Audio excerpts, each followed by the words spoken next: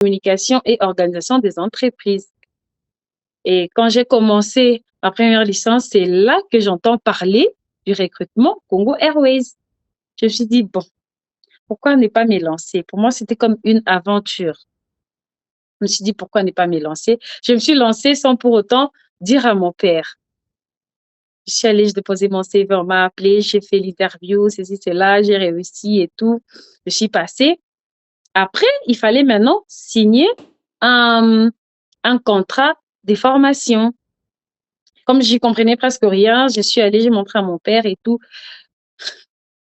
Il prenait pas ça vraiment au sérieux.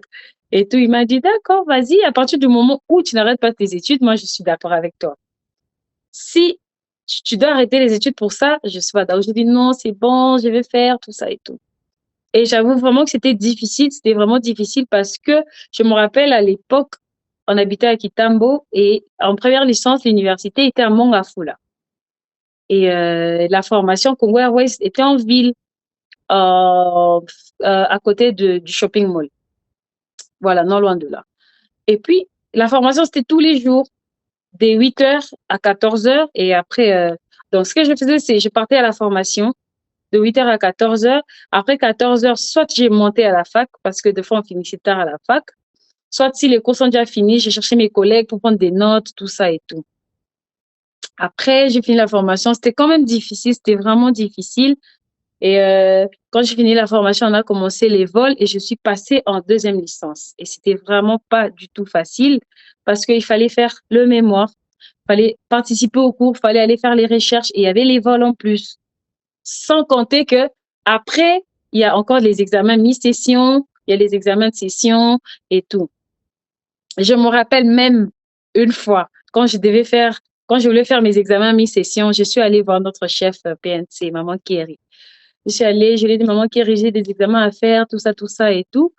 Euh, j'ai le programme des examens. Hein. Si vous pouvez m'accorder pendant mes jours d'examen que je sois off et les jours où je n'ai pas examen, je peux faire les vols. Elle m'a dit, OK, d'accord, il y a pas de problème. Va voir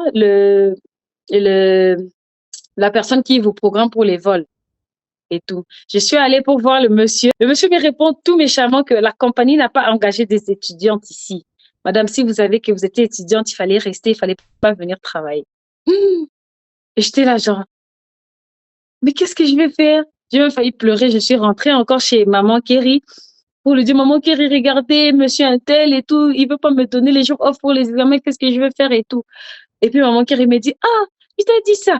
Viens avec moi. Je pars avec maman Kéry. Maman Kéry lui dit, mais monsieur un tel, l'enfant est venu vous demander si vous pouvez lui mettre off les jours où elle a examen, tout ça et tout. Pourquoi vous refusez et tout? Et puis, il a accepté parce que la dame était venue demander. Elle m'a dit, donnez-moi le papier et tout. Je vais voir ce que je peux faire. Du coup, ce que je faisais, c'est, si je n'ai pas examen lundi, je dois aller en vol lundi. Et les vols chez nous, c'est, on vient te prendre à 4h, 5h. Pour rentrer, à quelle heure, tu ne sais pas. Ça dépend des vols, des programmes. Vous pouvez avoir des retards, des passagers, peut-être chargement, ou bien l'avion a un problème, ceci, cela. Bref, tu sais quand est-ce qu'on vient te prendre, mais tu ne sais jamais quand est-ce que tu rentres. Et je me rappelle même, c'était tellement difficile que des fois, quand j'ai rentré de vol, j'ai dormi au salon avec l'uniforme. Et le lendemain, si tu n'as pas vol, tu dois aller faire l'examen. Bref, c'était vraiment, vraiment, vraiment